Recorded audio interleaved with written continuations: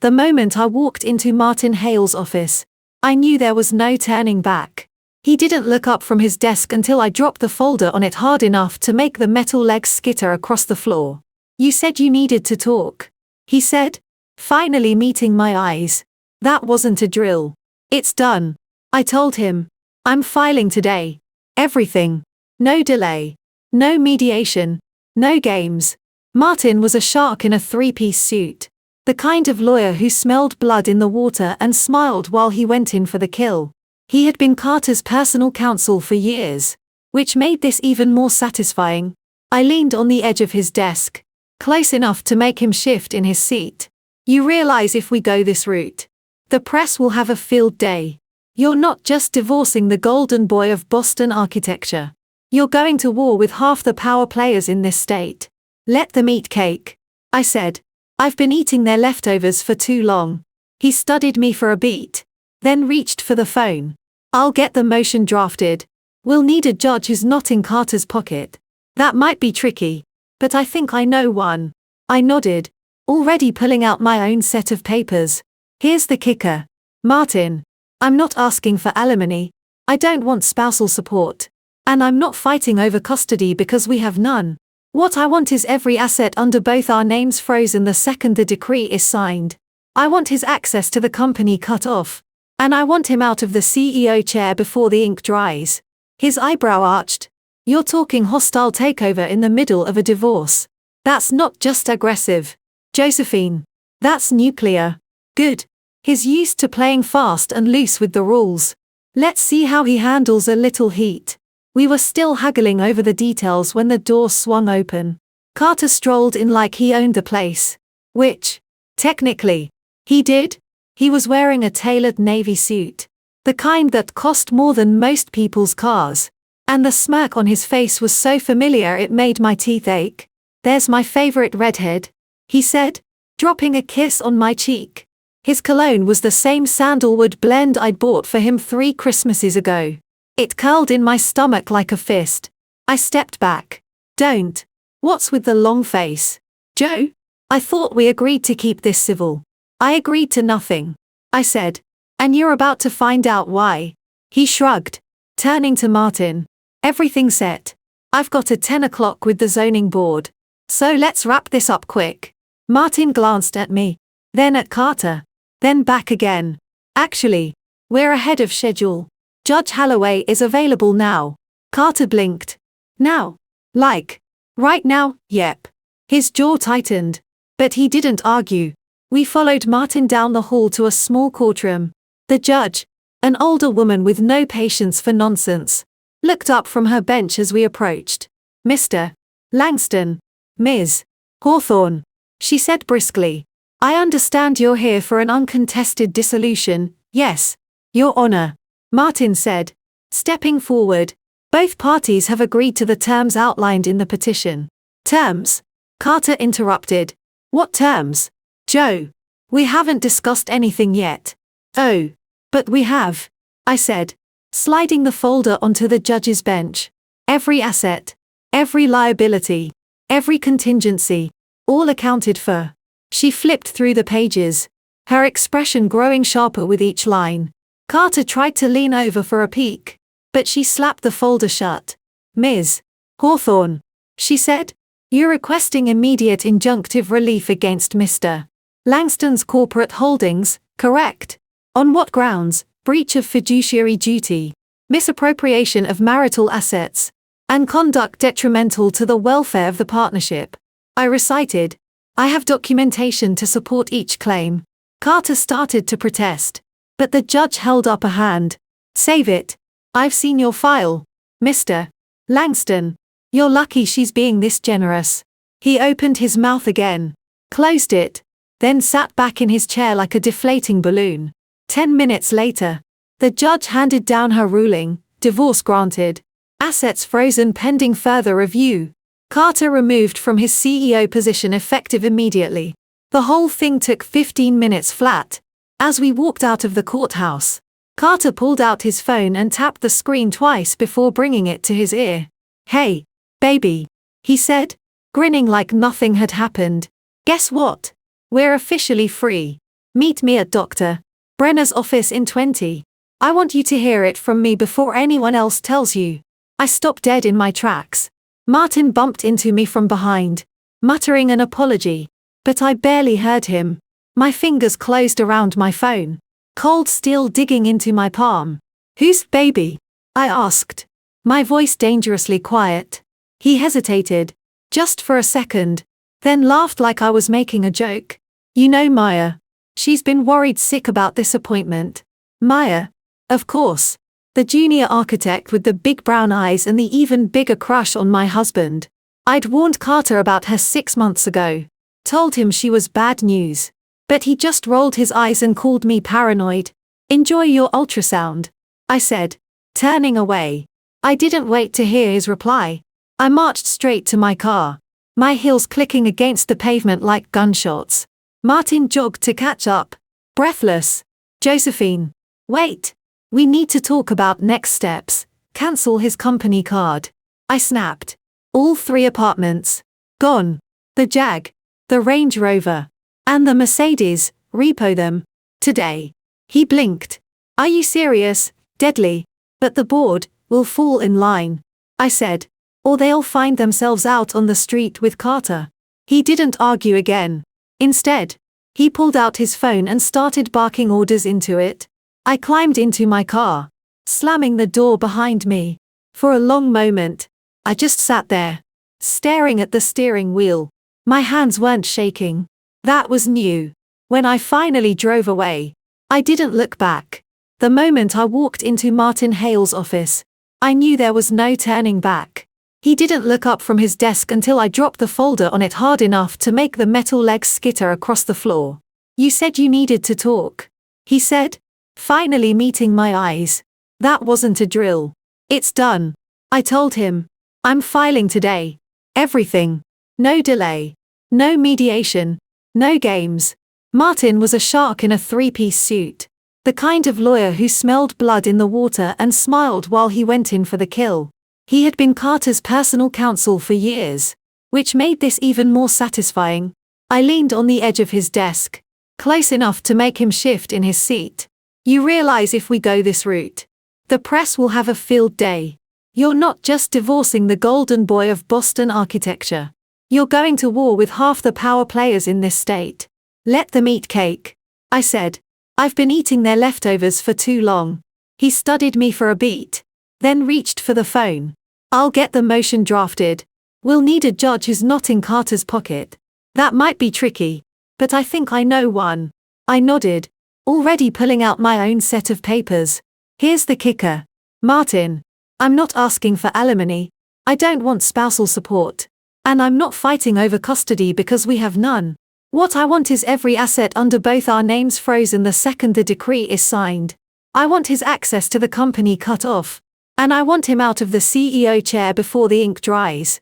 His eyebrow arched. "You're talking hostile takeover in the middle of a divorce. That's not just aggressive, Josephine. That's nuclear." "Good. He's used to playing fast and loose with the rules.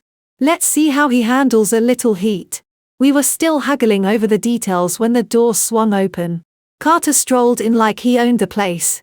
Which, technically, he did. He was wearing a tailored navy suit, the kind that cost more than most people's cars. And the smirk on his face was so familiar it made my teeth ache. "There's my favorite redhead," he said, dropping a kiss on my cheek. His cologne was the same sandalwood blend I'd bought for him 3 Christmases ago. It curled in my stomach like a fist. I stepped back. "Don't. What's with the long face, Joe? I thought we agreed to keep this civil." "I agreed to nothing," I said. "And you're about to find out why." He shrugged, turning to Martin. "Everything's set. I've got a 10 o'clock with the zoning board. So let's wrap this up quick." Martin glanced at me, then at Carter, then back again. "Actually, we're ahead of schedule. Judge Holloway is available now." Carter blinked. "Now? Like, right now?" "Yep." His jaw tightened. But he didn't argue. We followed Martin down the hall to a small courtroom. The judge, an older woman with no patience for nonsense, looked up from her bench as we approached. "Mr. Langston, Ms. Hawthorne, she said briskly. I understand you're here for an uncontested dissolution, yes, Your Honor, Martin said, stepping forward. Both parties have agreed to the terms outlined in the petition. Terms? Carter interrupted. What terms? Joe. We haven't discussed anything yet. Oh. But we have, I said, sliding the folder onto the judge's bench. Every asset, every liability, every contingency, all accounted for. She flipped through the pages, her expression growing sharper with each line. Carter tried to lean over for a peek, but she slapped the folder shut. Ms. Hawthorne, she said, you're requesting immediate injunctive relief against Mr. Langston's corporate holdings, correct? On what grounds? Breach of fiduciary duty, misappropriation of marital assets, and conduct detrimental to the welfare of the partnership. I recited. I have documentation to support each claim. Carter started to protest, but the judge held up a hand. Save it. I've seen your file, Mr. Langston. You're lucky she's being this generous. He opened his mouth again, closed it, then sat back in his chair like a deflating balloon. 10 minutes later, the judge handed down her ruling, divorce granted, assets frozen pending further review. Carter removed from his CEO position effective immediately. The whole thing took 15 minutes flat. As we walked out of the courthouse, Carter pulled out his phone and tapped the screen twice before bringing it to his ear. Hey, baby, he said, grinning like nothing had happened. Guess what? We're officially free. Meet me at Dr. Brenner's office in 20. I want you to hear it from me before anyone else tells you. I stopped dead in my tracks. Martin bumped into me from behind, muttering an apology, but I barely heard him. My fingers closed around my phone, cold steel digging into my palm. Whose baby? I asked, my voice dangerously quiet. He hesitated, just for a second, then laughed like I was making a joke. You know Maya. She's been worried sick about this appointment. Maya? Of course. The junior architect with the big brown eyes and the even bigger crush on my husband. I'd warned Carter about her 6 months ago. Told him she was bad news. But he just rolled his eyes and called me paranoid. Enjoy your ultrasound, I said, turning away. I didn't wait to hear his reply. I marched straight to my car, my heels clicking against the pavement like gunshots. Martin jogged to catch up, breathless. Josephine. Wait. We need to talk about next steps. Cancel his company card. I snapped. All 3 apartments. Gone. The Jag. The Range Rover. And the Mercedes. Repo them. Today. He blinked. Are you serious? Deadly. But the board will fall in line, I said. Or they'll find themselves out on the street with Carter. He didn't argue again. Instead, he pulled out his phone and started barking orders into it. I climbed into my car, slamming the door behind me. For a long moment, I just sat there, staring at the steering wheel. My hands weren't shaking. That was new. When I finally drove away, I didn't look back. The counterattack begins by the time I got to Langston Architecture's headquarters. The lobby was buzzing with its usual morning energy. I strode past the receptionist without breaking stride, ignoring her startled look. The elevators were mercifully empty, and within seconds I was on the executive floor. Carter's assistant, Linda, was at her desk, typing furiously. She looked up as I approached, her mouth tightening into a thin line. Ms. Hawthorne, she said, standing. I wasn't expecting you. Obviously, I replied, nodding toward the corner office. Is he still here? He left about 10 minutes ago. She said. Said he had a doctor's appointment. Of course he did, I murmured. I kept walking until I reached his office door, then pushed it open without knocking. The space was exactly as I remembered it, sleek, expensive, suffocatingly masculine. The floor-to-ceiling windows offered a stunning view of the Boston skyline. But all I could see was the reflection of myself, small, furious, and very much in control. Linda followed me in, clutching a leather-bound planner. Should I cancel his appointments for the rest of the day? No, I said, settling into his chair. Reschedule them. All of them. And pull the quarterly financials. I want them on my desk before lunch. Her eyes widened. You're not authorized to. I am now, I said, tapping the folded court order on the desk. Martin will fax over the official documentation shortly. Until then, consider this a courtesy heads up. She hesitated, then nodded and hurried out. I leaned back in the chair, letting the silence wrap around me. This was the first time I'd been in this office without Carter looming over my shoulder. And it felt liberating. My phone buzzed. It was Martin. Done, he said without preamble. Company cards cancelled. Properties flagged. Vehicles reported stolen. The board is in chaos. But they are listening. Good, I said. Keep them listening. I hung up and opened the top drawer of Carter's desk. Inside, I found exactly what I expected, a stack of unopened mail, a half-empty bottle of scotch, and a framed photo of us at our wedding. I picked it up, studying the smiling faces. Carter's arm was slung around my waist, his smile wide and genuine, or so I'd thought. I set the frame face down on the desk without ceremony. There was work to do. The first shot by mid-afternoon. The rumors were flying. Carter's closest allies were scrambling to figure out what had happened, while the rest of the staff watched and waited. I stayed above the fray, holding meetings with department heads and making it clear that business would continue as usual, with me at the helm. Around 4 o'clock, my phone rang. It was Carter. What the hell did you do? He demanded without preamble. Good afternoon to you too, I said, keeping my tone light. How's the prenatal appointment going? He swore under his breath. Don't play games, Joe. You can't just got my entire life. I didn't, I said. You did, when you decided to cheat with a subordinate and lie to me about it for 6 months. It wasn't like that, really? I cut in, because from where I'm standing, it looks like you stole from me, betrayed me, and then had the audacity to act surprised when I fought back. He was silent for a long moment. When he spoke again, his voice was lower, almost pleading. Can we talk about this? Like adults, we already talked, I said. In court. 15 minutes ago.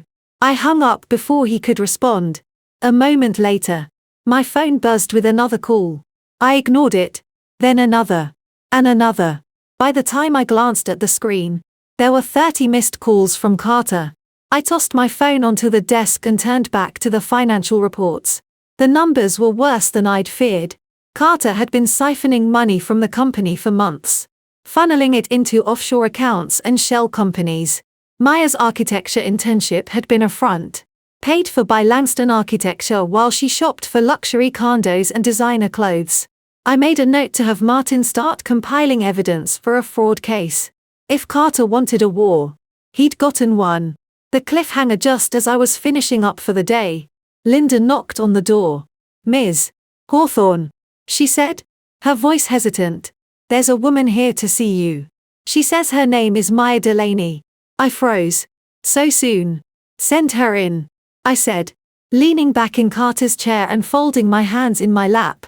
A moment later, the door opened, and there she was, young, nervous, and far too confident for someone about to be evicted from the life she'd stolen. Ms. Hawthorne, she said, her voice trembling slightly. I need to talk to you. About Carter. I smiled. So do I. And that's we're on the brink of a direct confrontation with the other woman, with the promise of more bombshells to come. Maya stood in the doorway, framed in the light from the hallway, and for a second I let her sweat. She was dressed in a soft-looking cream blouse and slim black pants.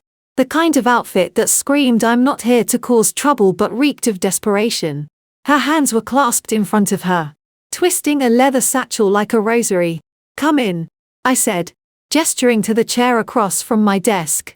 She stepped inside, her eyes darting to the framed photo of Carter and me, still face down on the desk.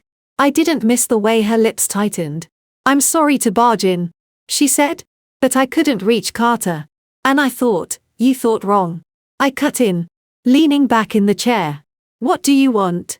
Maya, she flinched, then rallied, lifting her chin. I want to know what the hell is going on. Carter said you'd be reasonable. That you'd Carter lied. I said flatly. You know that, right? He's been lying to both of us for months. Her cheeks flushed, but she didn't deny it. I didn't know he was married when we started seeing each other. Bullshit, I said. And the word landed like a hammer. You were in his office for 6 months. Maya, you saw the ring. You heard the conversations. You just didn't care. Tears welled in her eyes, but I didn't let up. You're not the victim here. You're the other woman. The one who helped him bleed his own company dry while you planned your little escape to the suburbs with a trust fund baby. I'm pregnant, she blurted out. And the air in the room shifted. I let the silence stretch, watching her squirm. Congratulations, I said finally. You're about to be a single mom with a taste for expensive real estate and a knack for picking cheaters. She gasped. But I was already done with her. I stood, signaling the conversation was over. Leave. And if I ever see you near this building again, I'll have security escort you out. For a moment, I thought she might argue, but then she turned and fled, her heels clacking against the marble floor like a countdown. I sat back down, my heart pounding. That had been easy. Too easy. The boardroom brawl an hour later. I was in the Langston Architecture boardroom, facing a dozen men and women who looked at me like I was a virus.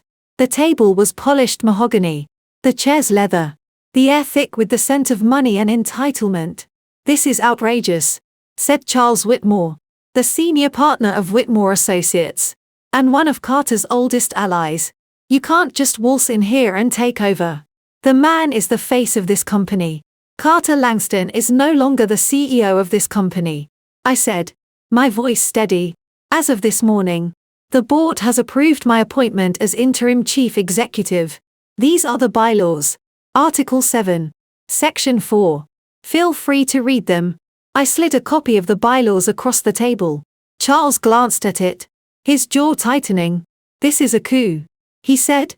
A hostile takeover orchestrated by a jilted wife with a vendetta. This is a correction, I countered. Carter's behavior was unethical, illegal, and unsustainable. I have evidence of embezzlement, conflict of interest, and misuse of company resources. If the board chooses to ignore that, they're complicit. The room fell silent. I could feel the weight of their indecision pressing down on me. You have no experience running a firm of this size, said Evelyn Ross, the head of the design division. This is a complex operation, not a boutique shop. I helped build this company from the ground up, I said. I was there when we won the Hartford project. I was there when we secured the state contract. I was there when Carter decided to start treating the business like his personal piggy bank. You may not remember, but I do. Evelyn looked away, her mouth a thin line. Charles cleared his throat. Even if we accept your appointment, what guarantees do we have that you won't dismantle everything Carter worked for? None, I said. But I can guarantee stability, transparency, and profitability. Carter couldn't deliver those things because he was too busy chasing tail and hiding assets. I intend to do better. The room erupted into murmurs. I let them talk, watching the factions form. Half of them were loyal to Carter. The other half saw an opportunity to salvage their reputations by aligning with me. Finally, Evelyn stood. I'll side with Ms. Hawthorne, she said. Not because I like her, but because she's right. The company is bleeding, and someone needs to stop the hemorrhage. One by one, others followed suit. Charles was the last to relent, his face red with frustration. Fine, he spat. But if this goes south, we'll hold you personally responsible. Fair enough, I said. Now, let's talk about damage control. The press gets wind by 5 o'clock. The Boston Business Journal had published a breaking story, Langston Architecture Shakeup, CEO ousted amid divorce scandal. The article was riddled with unnamed sources and speculative quotes. But the headline was enough to send my inbox into overdrive. I ignored the emails and instead called Martin. They're spinning it as a soap opera, he said when he answered. The emphasis is on the divorce, not the fraud. Then we change the narrative, I said. Get me a press conference by tomorrow morning. I want to talk about the future of the company, not Carter's sex life. That's risky. He warned. You'll be opening yourself up to questions about the divorce. Let them ask. I said. I'll tell them the truth. Carter broke the law. And I'm fixing it. Martin sighed. You're playing with fire. Josephine. Good. I said. Fire cleans house. The second strike late that evening. My phone buzzed with a text from an unknown number. Meet me at the Ritz. Midnight. Bring the file. I stared at the message for a long moment. Then forwarded it to Martin with a simple note. Find out who sent this. Half an hour later. He called back. It's Amanda Clark. He said. Carter's former CFO. She quit 6 months ago after catching him cooking the books. Tell her I'll be there. I said. At midnight. I slipped into the Ritz-Carlton bar. The epitome of old-world elegance. Amanda was waiting in a corner booth. Her silver blonde hair pinned neatly. Her gaze sharp. She looked like a lioness who'd been caged too long. You're braver than I thought. She said when I sat down. Most people wouldn't dare touch Carter Langston. Most people aren't me. I said. Sliding a folder across the table. These are the offshore accounts you mentioned. I need proof they're linked to him. Amanda flipped through the documents. Her eyes widening. Jesus. How did you get these? Let's just say Carter wasn't as careful as he thought. I said. I need you to testify. Publicly. She hesitated. Then nodded. What's in it for me? Protection. I said. From Carter. From the board. From whoever comes after him next. She studied me for a long moment. Then extended her hand. Deal. The cliffhanger as I left the Ritz. My phone rang. It was Carter. Again. I let it go to voicemail. Then checked the transcript. Joe. Please. We need to talk. It's about Maya. She's not who you think she is. I deleted the message without listening to the rest. Whatever Carter had to say. It was too late. The game was already in motion. And I was holding all the cards. Or so I thought. Because as I stepped out into the cold Boston night, I realized something terrifying. Carter had friends in places I hadn't even considered. And they were just getting started. The morning started with a phone call from Dr. Brenner's office. The receptionist's voice was sweet, professional, and entirely unaware of the grenade she was about to drop. Ms. Hawthorne, we have a scheduling conflict. Mr. Langston's appointment has been moved to this afternoon at 2:30. I gripped the phone tighter. I don't have an appointment. Oh. Yes. It's listed under his name. But you're noted as the emergency contact. I ended the call without another word. 2:30. That gave me just enough time to prepare. The trap. I arrived at the medical building 10 minutes early, parking in the visitor section to avoid notice. The clinic was housed in a sleek glass tower in the back bay. The kind of place where the waiting room smelled like lavender and the magazines were all 3 months old. I didn't take the elevator. Instead, I used the stairwell to reach the second floor, slipping into the corridor just as Carter and Maya emerged from the examination room. He had his arm around her shoulders, his face lit with a smile that made my stomach turn. Maya was rubbing her belly, her eyes fixed on Carter like he was the sun. There she is, Carter said when he spotted me. Perfect timing. I crossed my arms. What's perfect about it? Relax. Joe, he said, steering Maya toward the lounge area. We're just here for a checkup. I know what you're doing, I said, matching his step. You're putting on a show for the staff, making sure everyone sees you as the devoted father-to-be. Maya's smile faltered. It's not a show, isn't it? I turned to Carter. Because last week you told me you were working late. Instead, you were buying her a diamond necklace. His jaw tightened. That's none of your business. It became my business the moment you put my name on the company checks you used to pay for it, I said. Maya stood abruptly. You have no right to talk to me like that. I'm not the one who. You're right, I said, cutting her off. You're not. I'm the one who built the life you're trying to steal. I'm the one who's cleaning up the mess you helped create. And I'm the one who's going to make sure neither of you ever sees a dime of it again. Carter stepped between us, his face red. That's enough. Joe. No. It's not, I said, lowering my voice. You want to know what's really pathetic? Carter. You're not even good at cheating. You picked a woman who's dumb enough to brag about your affair on social media. And stupid enough to forge a pregnancy test for attention. Maya gasped. You're lying, am I? I pulled out my phone and tapped the screen. A moment later, a photo appeared, Maya at a baby shower, holding a sonogram and laughing with a friend. The date stamp was 2 months before she'd supposedly conceived. Where did you get that? She whispered. Let's just say your friends have loose lips, I said, tucking the phone away. Now, unless you want the entire staff to know what a fraud you are, I suggest you leave, before security escorts you out. Carter's hand tightened on Maya's arm, but she was already shaking. Let's go, she said, her voice cracking. They disappeared down the hallway.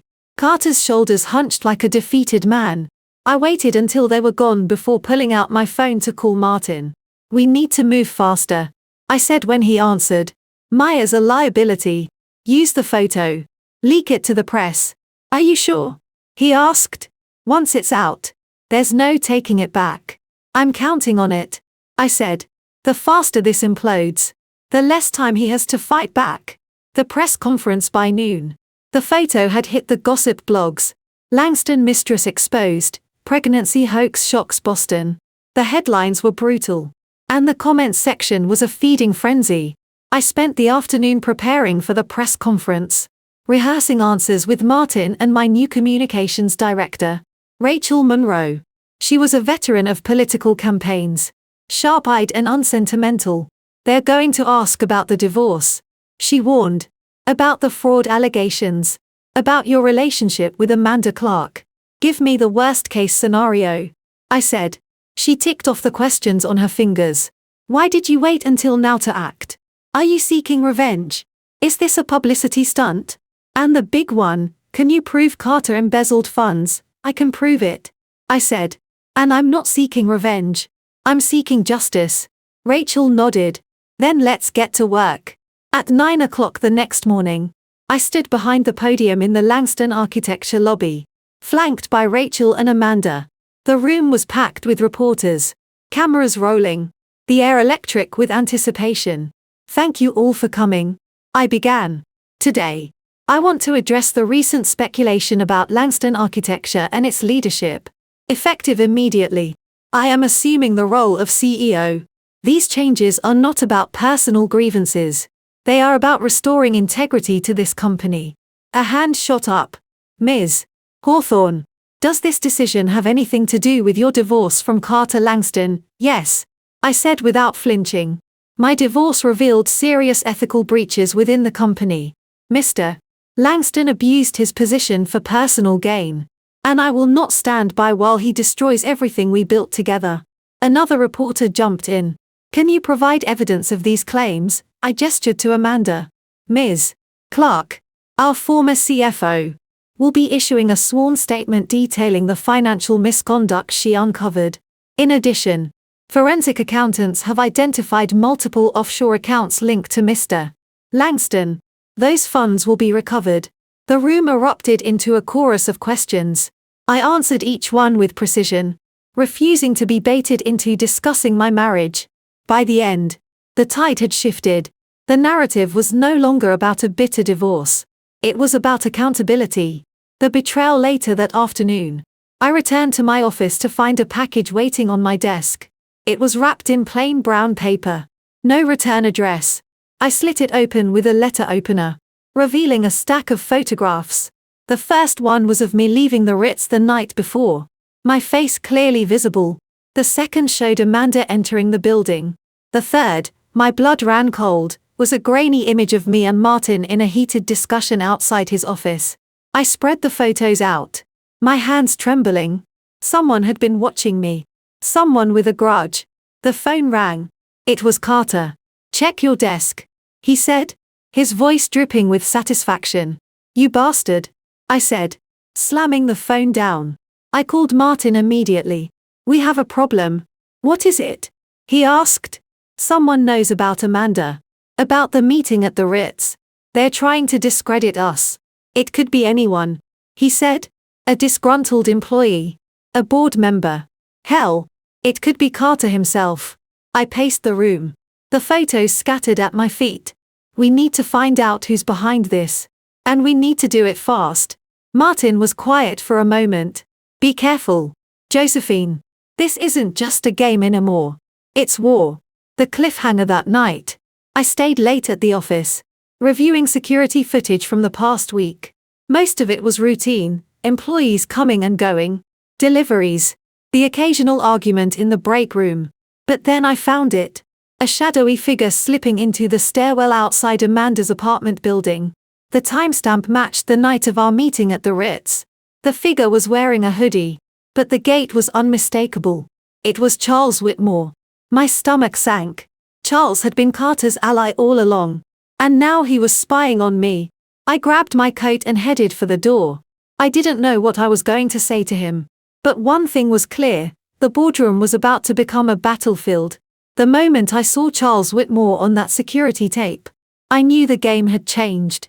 He wasn't just a relic of Carter's old guard, he was a traitor, a snake in the grass, and the first of many vultures circling the carcass of Langston architecture. I sat back in my chair. The video paused on his face. The dim light from the monitor carving shadows into his features. The man had been a fixture in this company for 20 years. A fixture I'd trusted. I'd even voted to keep him on the board when Carter wanted to oust him. Now he was spying on me. I called Martin first. We have a problem, I said without preamble. I figured. He replied, his voice low. The press is having a field day with the photo leak. The Ritz meeting. The argument with Amanda, it's all over the gossip sites now. It's not the press I'm worried about. I said. It's Charles. I have him on tape outside Amanda's building the night we met. He's the leak. Martin was quiet for a beat. You're sure? Positive. I'm sending you the footage now. I want him confronted at the board meeting tomorrow. I want him cornered. You're playing with fire, Josephine. If he's connected to Carter's people, and he is, he'll have dirt to throw back at you. Let him try. I said. I'm done being the one who gets burned. I ended the call and stared at the screen. My mind racing. Charles had always been smooth. The kind of man who could charm a jury and seduce a client. But this was a new low. I pulled up his file. Scanning the history, degrees from Harvard. A stint at a prestigious London firm. A reputation for being ruthless but fair.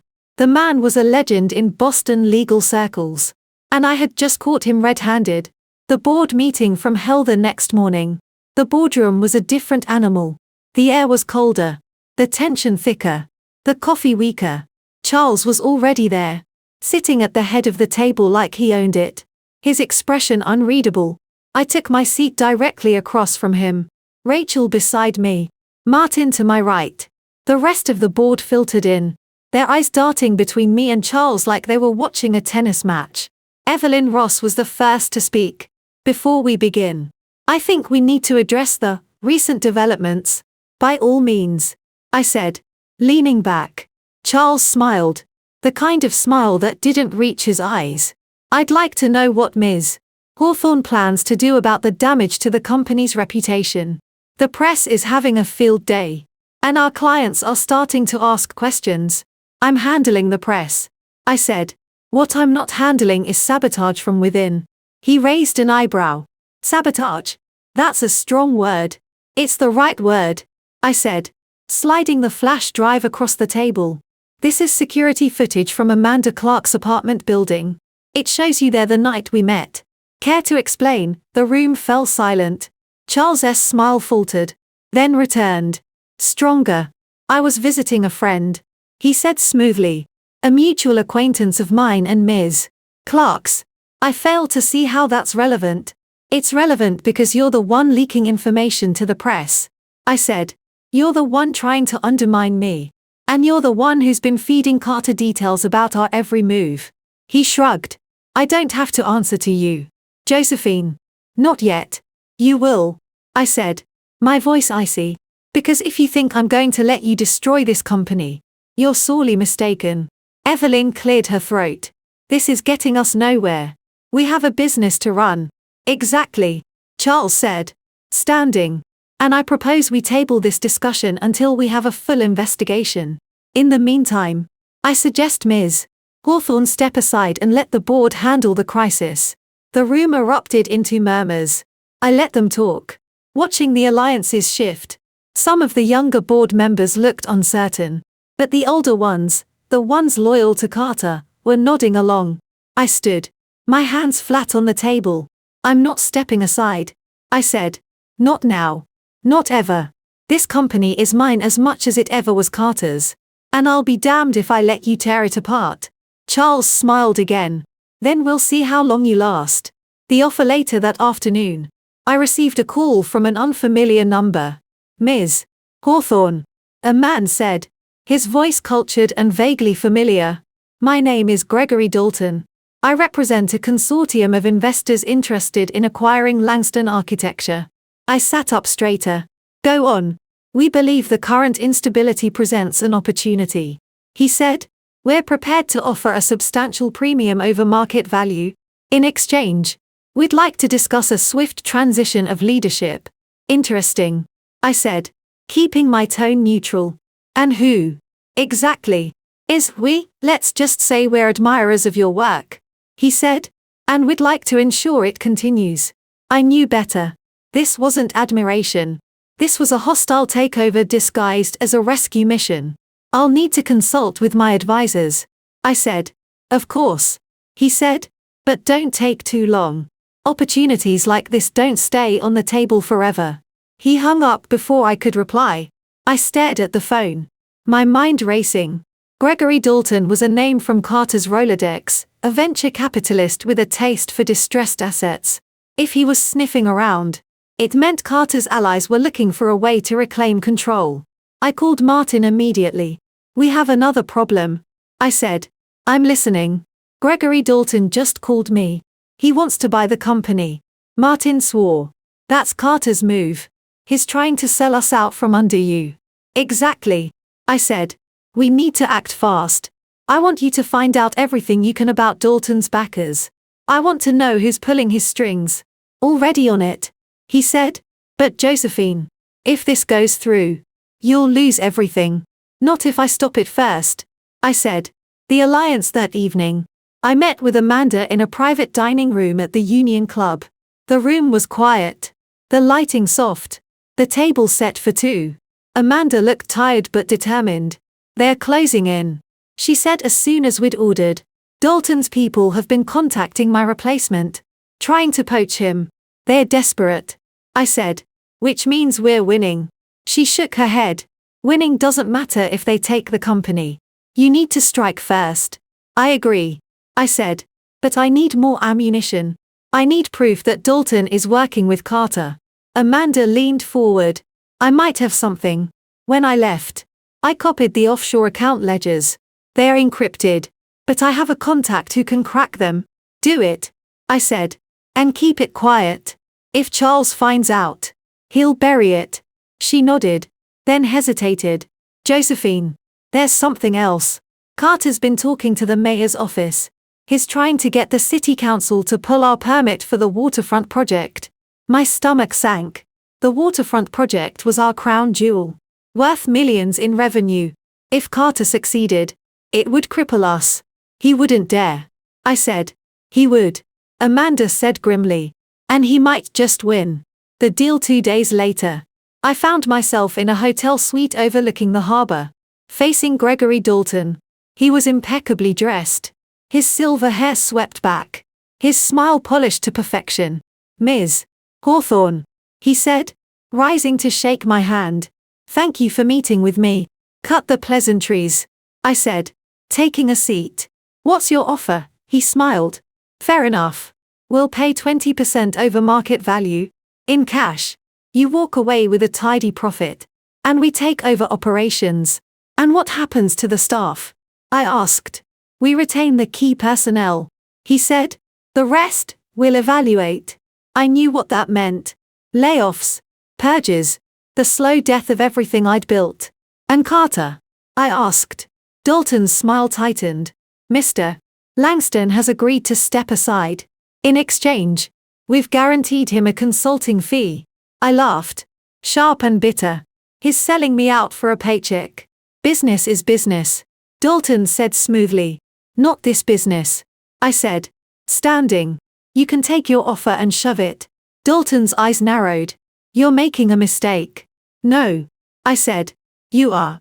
I left the suite without looking back. The fallout by the end of the week.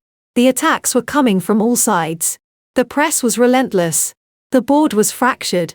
And Carter was maneuvering behind the scenes. But I had a plan. First, I leaked the encrypted ledger to a journalist at the Globe. The story broke the next morning. Langston Architecture linked to offshore fraud scheme. Then, I called an emergency board meeting and presented the evidence. Charles denied everything. But the damage was done. Finally, I confronted Carter directly. You sold me out, I said when he answered the phone. I did what I had to do. He said, you left me no choice. You always have a choice. I said, you just chose to be a coward. He hung up. I sat back in my chair. The weight of the past few months crashing down on me. I was bruised, battered, and exhausted, but I was still standing. And I was just getting started. The moment the Globestory hit, the phones in my office started ringing like a war drum. Reporters, clients, board members, even a few of the junior architects I'd mentored over the years, all of them wanted answers. I let the machine pick up for the first hour. I needed time to breathe, to think, to brace myself for what came next. Martin called first. His voice was gravelly with exhaustion. But there was a sharp edge underneath. You realize what you just did, right? He said without preamble. I exposed the truth. I replied, pacing my office with the blinds drawn tight. Something you told me to save until we had more leverage. That was before the press got wind of it. He said, before Carter's lawyers filed an emergency injunction to block the story. I stopped pacing. They what? They're arguing that releasing the ledger violates attorney-client privilege. Martin said, technically. Amanda gave you those files while she was still technically employed by Langston Architecture. My jaw tightened. She resigned weeks ago. Doesn't matter. He said, Carter's lawyers are masters at twisting timelines. The judge could rule in their favor. Then we fight. I said. We drag this into open court where everyone can see what kind of man he really is. Martin sighed. You're playing chess while Carter plays poker. You think you've got him cornered, but he's already stacking the deck. I didn't reply, because Martin was right, and that terrified me. The injunction hearing the hearing was scheduled for Friday morning in Suffolk County Superior Court. The courtroom was packed with spectators. Reporters crammed into the back rows like sardines. Carter sat at the plaintiff's table with his new legal dream team, 3 attorneys from one of Boston's most aggressive firms. Charles Whitmore was there too. His expression unreadable. I sat alone at the defendant's table, flanked by Martin and Rachel. Amanda was conspicuously absent. She'd been advised not to attend for fear of being called as a witness. Judge Margaret Chen entered promptly at 9, her robes rustling like a warning. She was known for her no-nonsense approach and sharp tongue. Perfect. The opposing counsel wasted no time. Your Honor, we request an immediate injunction preventing Ms. Hawthorne and Ms. Clark from disseminating any further confidential financial documents belonging to Langston Architecture.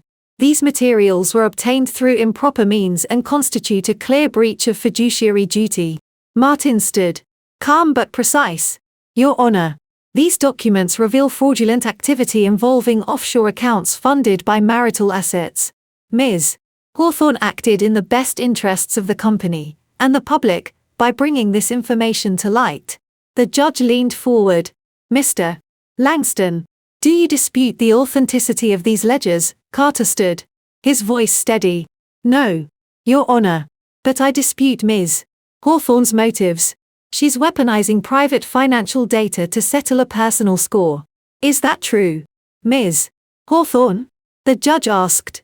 I rose, meeting Carter's gaze across the courtroom. No, Your Honor. I'm exposing corruption. Carter Langston stole from his company, his clients, and yes, his wife, for years. These documents prove it. The room erupted into murmurs. Carter's lawyers scrambled to object, but Judge Chen silenced them with a glare. Enough, she said. I've reviewed the submitted exhibits. Ms. Hawthorne's actions may have been unconventional, but they were not unlawful. The injunction is denied. The courtroom broke into applause. Carter's face turned pale. The press circus within hours. The denial was national news.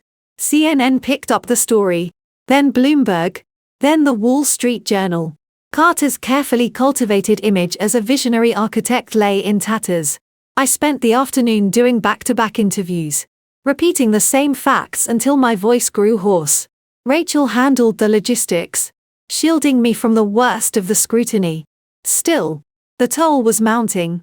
Late that evening, I retreated to my apartment, locking the doors and drawing the curtains. I poured myself a glass of bourbon and collapsed onto the sofa, staring at the muted television.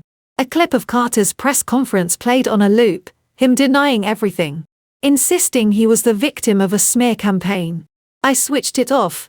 My phone buzzed. Unknown number. Joe. Carter's voice said when I answered. We need to talk. What's there to talk about? I asked. You lost. I lost the battle. He admitted. But not the war. You've made enemies tonight. Joe. Powerful ones. Let them come. I said. They will. He promised. And when they do, you'll wish you'd taken my offer. He hung up before I could reply. The alliance deepens 2 days later. I flew to New York for a secret meeting with Diana Caldwell, the CEO of Caldwell Holdings and one of the few women in commercial real estate with enough clout to make waves. Our mutual friend, Senator Warren, had arranged the introduction. Diana's office was on the 42nd floor of a skyscraper overlooking Central Park.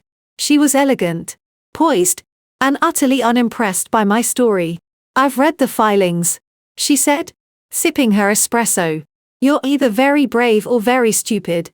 Probably both, I said, leaning forward. But I'm also right. She studied me for a long moment. Tell me why I shouldn't cut you loose and align with Carter's people. Because they're crooks, I said simply. And because I'm offering you something they can't, a clean slate. A chance to rebuild Langston architecture from the ground up. With transparency, integrity, and a commitment to sustainable design. Diana set her cup down. You'd give up control that easily. I'd give up control to someone who can protect it, I said. Someone who won't let Carter or his cronies tear it apart again. She was quiet for a long time. Then she extended her hand. Deal, she said. But I want a seat on the board. And I want veto power over any major decisions. I shook her hand without hesitation. You've got it. The betrayal within back in Boston. The mood at Langston Architecture was grim. Morale was at an all-time low. And the whispers were constant. I'd thought we'd turned a corner. But the cracks were still there. Rachel called me into her office on Monday morning. Her face tight with worry. We have a problem, she said, sliding a folder across the desk. One of our senior architects, Mark Ellison, has been in contact with Charles Whitmore. He's been feeding him information about our internal operations. I stared at the folder, my stomach sinking. How long has this been going on? Months, she said. Since before you took over. I closed the folder, my hands trembling. Fire him. Today. It's not that simple, Rachel said. He's one of our best designers. Losing him could jeopardize the waterfront project. We'll manage, I said. But I won't tolerate traitors. Rachel hesitated, then nodded. I'll handle it. By the end of the day, Mark was gone. The waterfront team was in chaos. But I refused to back down. The mayor's office on Wednesday. I found myself in the mayor's outer office, waiting to meet with Chief of Staff Pauline Grant. The walls were lined with photos of the mayor shaking hands with various dignitaries, all of them men. Pauline was a no-nonsense woman in her 50s. Her grey hair pulled into a severe bun. She didn't offer me a seat. The mayor is concerned about the negative press surrounding Langston Architecture, she said bluntly. He's considering suspending your permit for the waterfront development. I kept my voice steady. On what grounds? Uncertainty of leadership, she said. And the unsavory nature of your divorce proceedings. I leaned forward. With all due respect. That's a pretext. The waterfront project is one of the most important economic drivers in this city. Pulling the permit would be a disaster. Pauline shrugged. Then you'd better convince the mayor otherwise. I spent the next hour making my case, laying out the steps we'd taken to stabilize the company, the new leadership team, the renewed commitment to ethical practices. Pauline listened without comment. When I finished, she stood. I'll pass this along, but I can't make any promises. I thanked her and left, my heart pounding. The confrontation that night. I received a call from Maya. Her voice was frantic, barely coherent. "Joe, please," she said. "I need to see you. It's about Carter." I almost hung up, but something in her voice made me pause. "Where are you?" I asked. "The public garden, by the bridge." I arrived 20 minutes later, finding her huddled on a bench, her face streaked with tears. "What do you want?" I asked, crossing my arms. "I'm scared," she said. "Carter's been talking about running. He says if he disappears, the charges will go away." I stared at her. "He's planning to flee?" "I think so," she said. "He's been moving money, liquidating assets. He even asked me to pack a bag for him." I sat down beside her, the weight of the moment pressing down on me. "Why are you telling me this?" "Because I'm done with him," she said. "I'm done with the lies, the games, the baby that isn't even his. I just want out." I took a deep breath. "If you help me, I can protect you." She looked at me, hope flickering in her eyes. "How?" "Testify against him," I said. "Tell the DA everything you know." She nodded, tears streaming down her face. "I will." The turning point by the end of the week. The tide had shifted. Diana Caldwell's representatives joined the board, strengthening my position. Mark Ellison's departure had sent a clear message to other potential defectors. And Maya's cooperation gave us the leverage we needed to push for criminal charges. On Friday afternoon, I stood before the assembled staff in the main conference room, my heart heavy but my resolve unbroken. "I know the past few months have been difficult," I began, "but we've weathered the storm.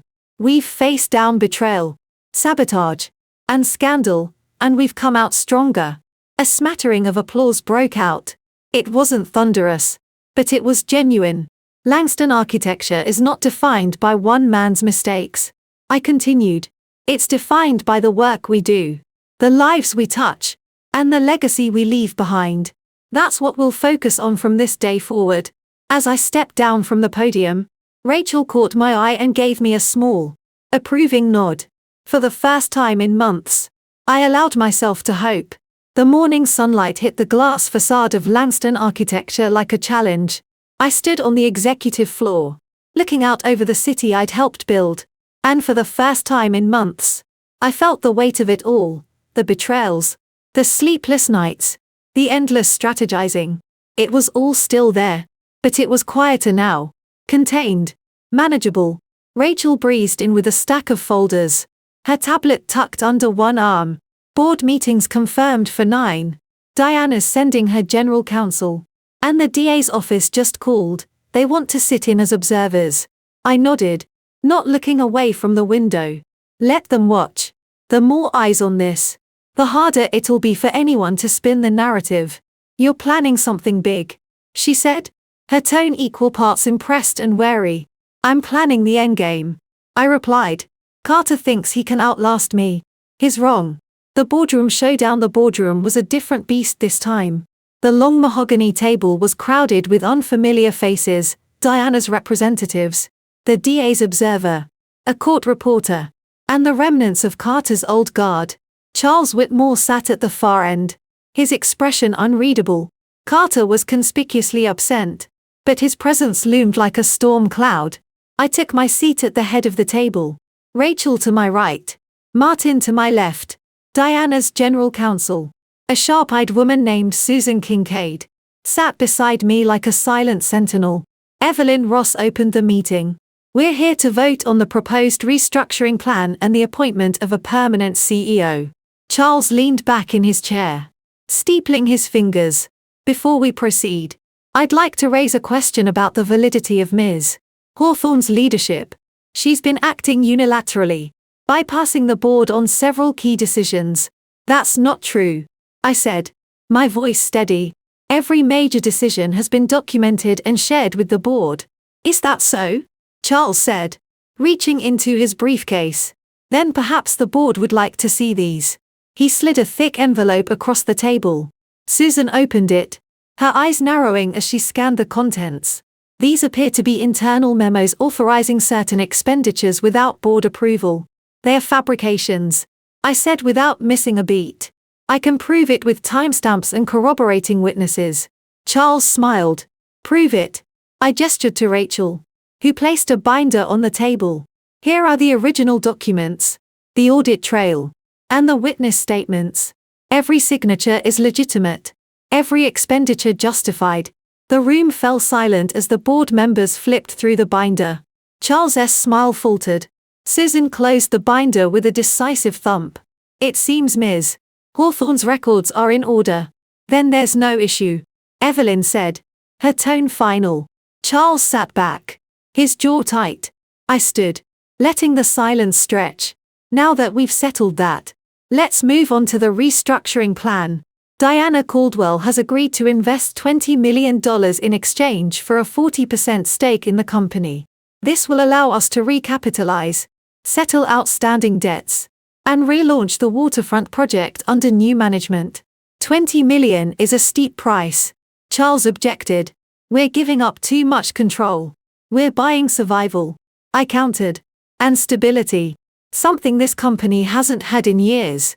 The debate raged for another hour, but the outcome was never in doubt. When the vote was called, it was unanimous. The restructuring plan passed, and I was confirmed as permanent CEO. As the meeting adjourned, Charles caught my eye. This isn't over, he said quietly. It is for you, I replied, and left him to stew in the wreckage of his influence.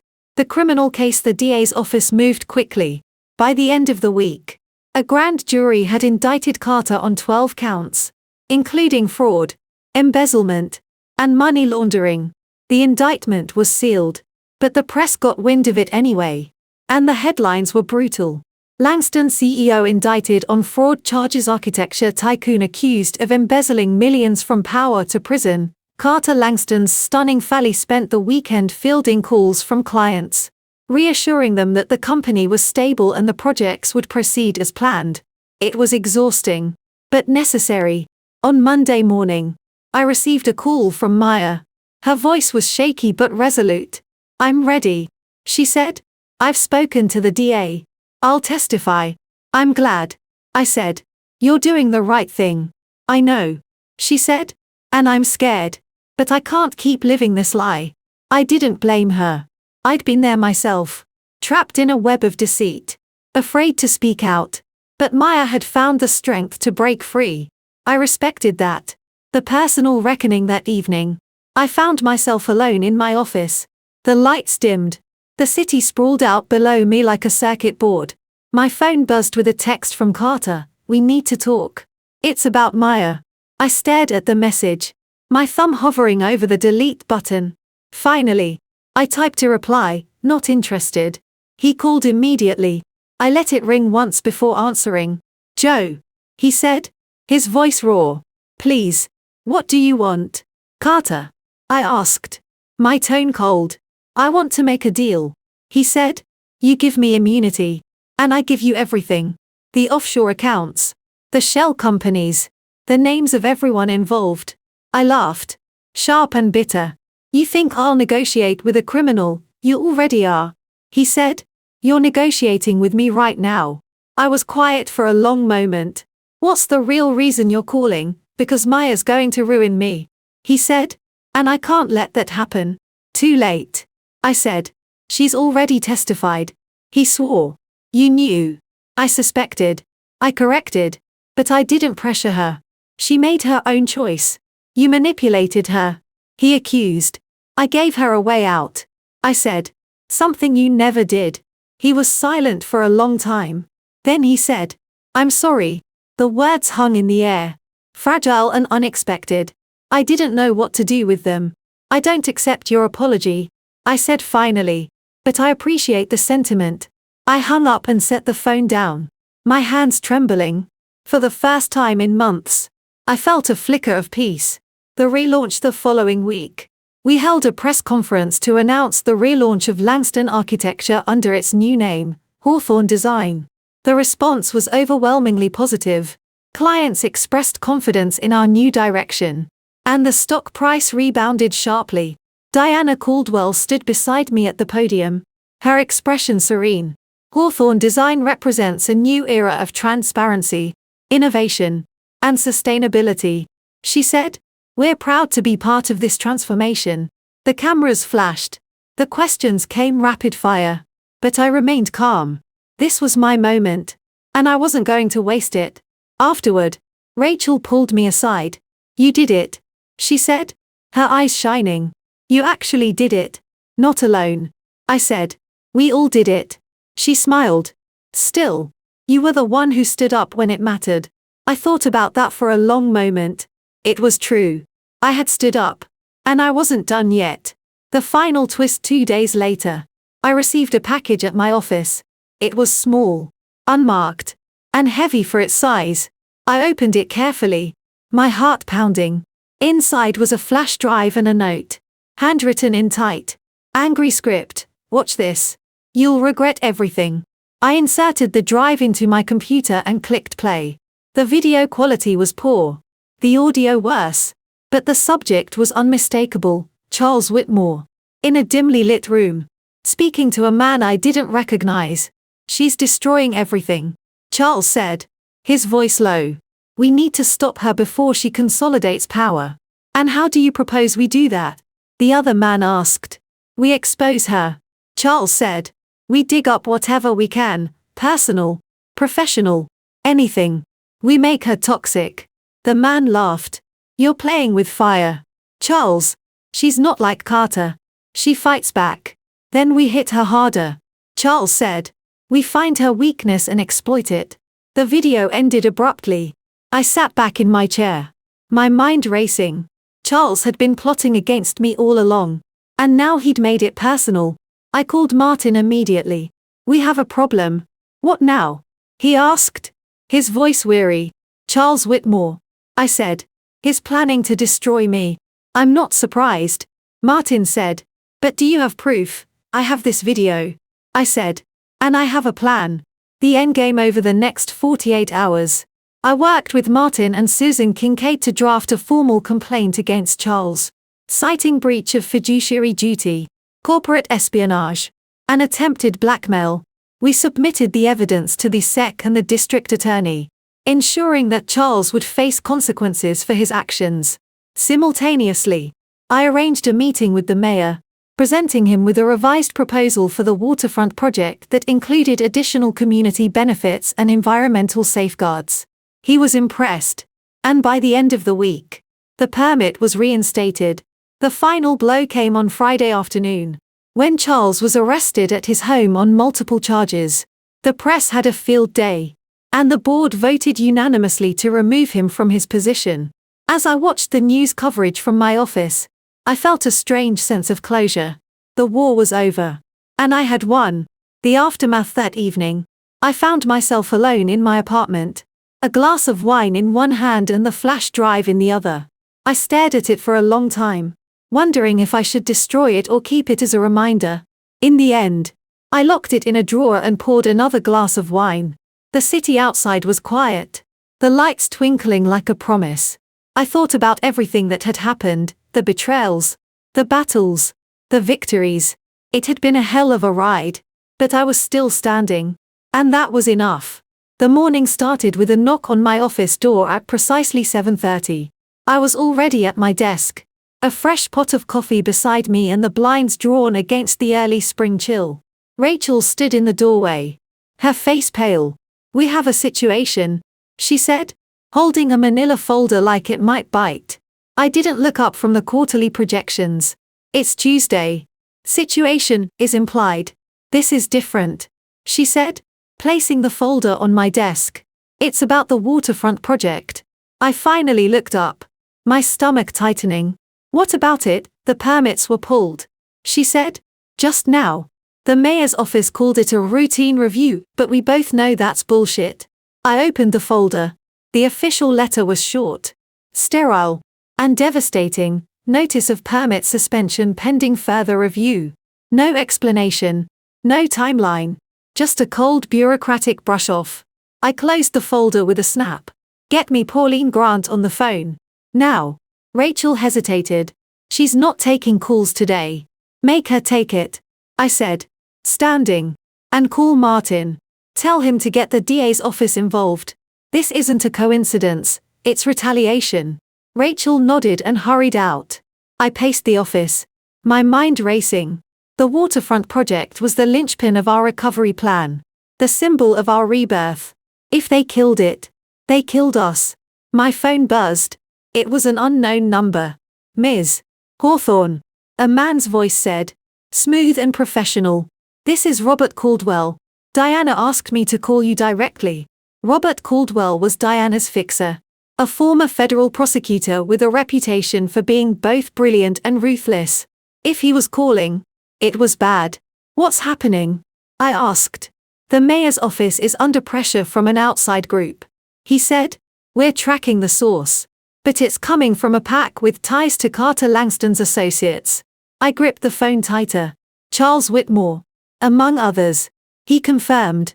They're threatening to release damaging information about Diana if she doesn't distance herself from Hawthorne Design. She can't. I said. We're tied together now. Exactly. Robert said. Which is why Diana wants you to know she's standing firm. But she needs something from you. Anything. I said. Proof. He said. Hard evidence linking Carter's people to the permit suspension. Without it, we can't fight back legally. I ended the call and immediately dialed Martin. He answered on the second ring. We have a problem, I said without preamble. I know. He replied. The DA's office got the same tip. Carter's people are moving fast. We need to move faster. I said. Get me everything you have on Charles Whitmore's communications with the mayor's office. Bank records, emails, phone logs, everything. Already on it. Martin said. But Josephine. If this goes sideways, it won't. I said. We've come too far to lose now. The investigation over the next 48 hours. We worked around the clock. Martin and his team dug through financial records, subpoenaed phone companies, and interviewed whistleblowers. Rachel coordinated with Susan Kincaid to prepare a legal brief that would withstand judicial scrutiny. I oversaw it all. Fueled by caffeine and a cold, quiet rage. By Thursday morning, we had what we needed, a trail of payments from a shell company linked to Charles Whitmore to a consultant with ties to the mayor's office. The evidence was damning and undeniable. I called Robert Caldwell with the news. We have them, I said. Excellent. He replied. Diana will handle the mayor. You handle Carter. I didn't ask what he meant. I already knew. The confrontation that evening. I found Carter at his penthouse in the Seaport district. He answered the door shirtless. A glass of scotch in one hand and a cigarette in the other. His hair was disheveled. His eyes bloodshot. Joe, he said, swaying slightly. What are you doing here? I could ask you the same thing. I said, brushing past him into the living room. The place was a mess, empty bottles, discarded clothes, a faint smell of weed and desperation. He followed me, setting his glass down with a thud. I could ask you the same thing. He repeated. I came to give you a chance. I said, turning to face him.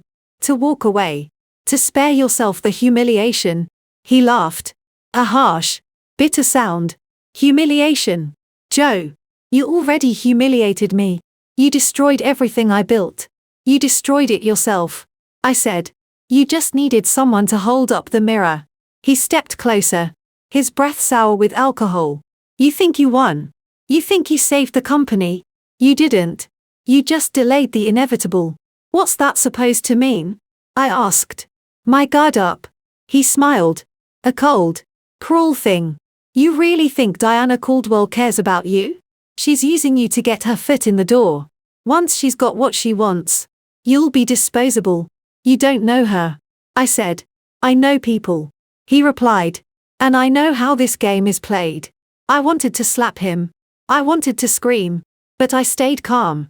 I had learned that lesson the hard way. I'm not here to fight with you, I said.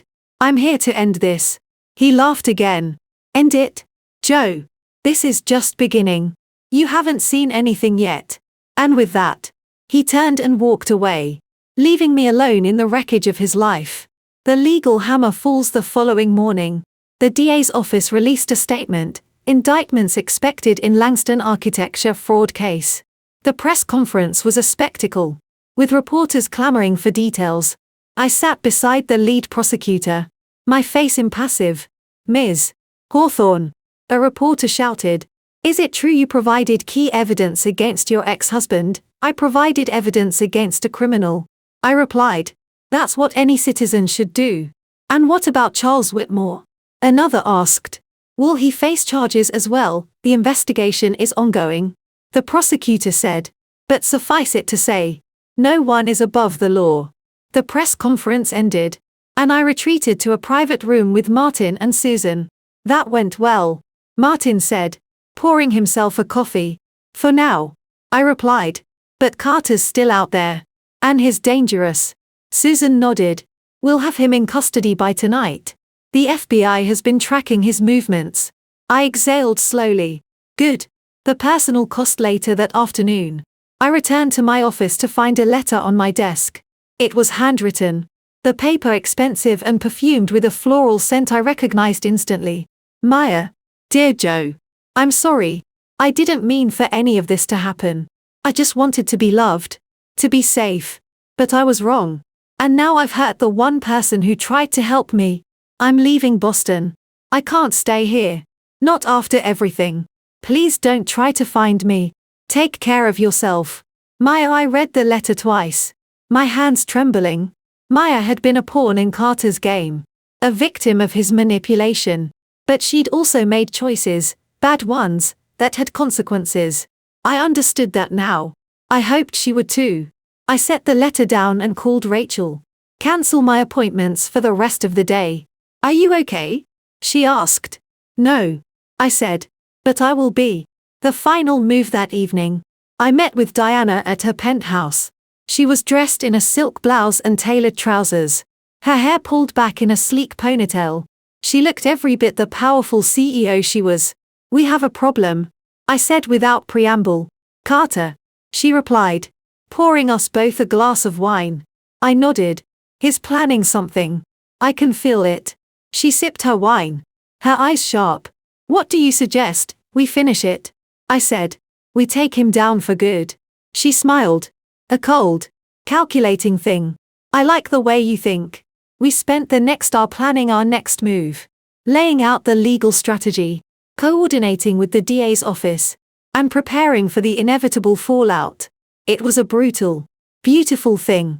This dance of power and vengeance. And I was ready. The arrest at dawn. The FBI descended on Carter's penthouse. I watched it live on my tablet.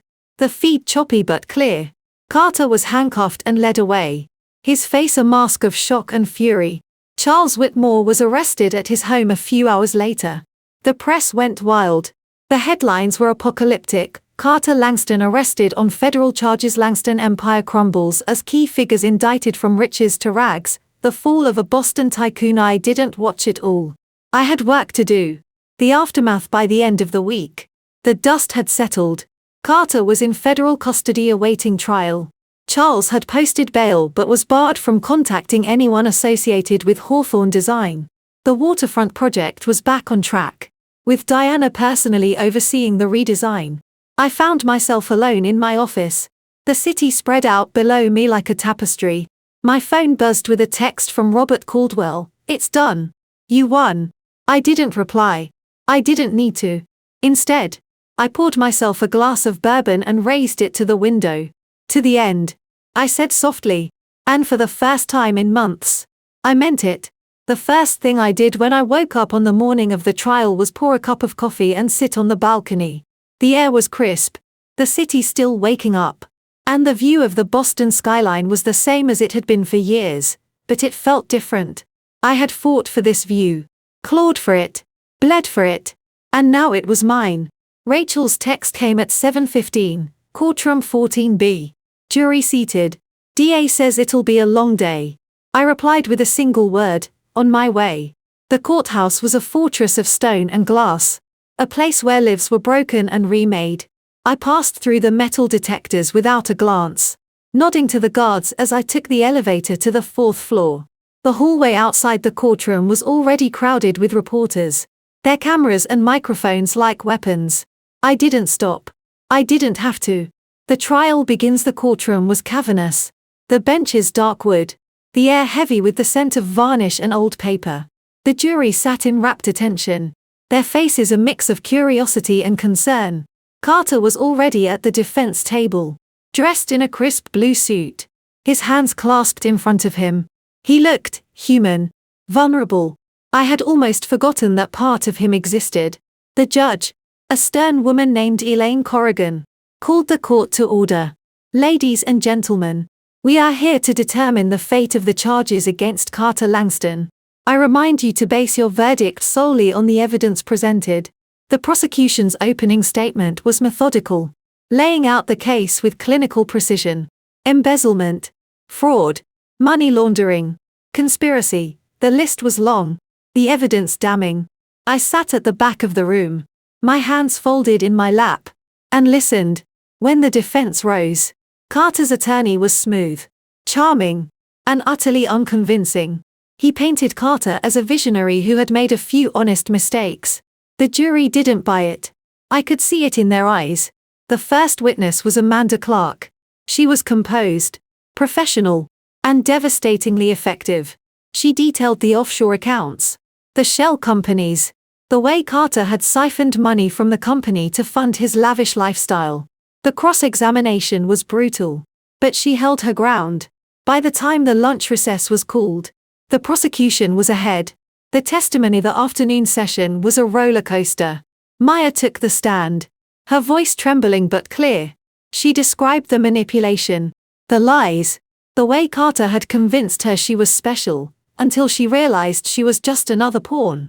The courtroom was silent as she spoke, the weight of her testimony palpable. Then came Charles Whitmore. His arrogance was legendary, but under oath, it crumbled. He admitted to leaking confidential information, sabotaging my leadership, and colluding with Carter to undermine the company. The prosecution hammered him with emails, bank records, and surveillance footage. By the time they finished, his credibility was in tatters. The defense tried to paint him as a rogue actor, but the jury wasn't buying it. Neither was I. The prosecution's closing argument was a masterclass in restraint and power. This isn't about business mistakes, the lead prosecutor said. It's about betrayal, about greed, about a man who believed he was above the law, until he wasn't. The defense's closing was desperate, grasping at straws. My client is not perfect, the attorney admitted, but he is innocent of these charges, and he deserves your mercy. I almost laughed. Mercy had never been part of Carter's vocabulary. The verdict. The jury deliberated for 6 hours.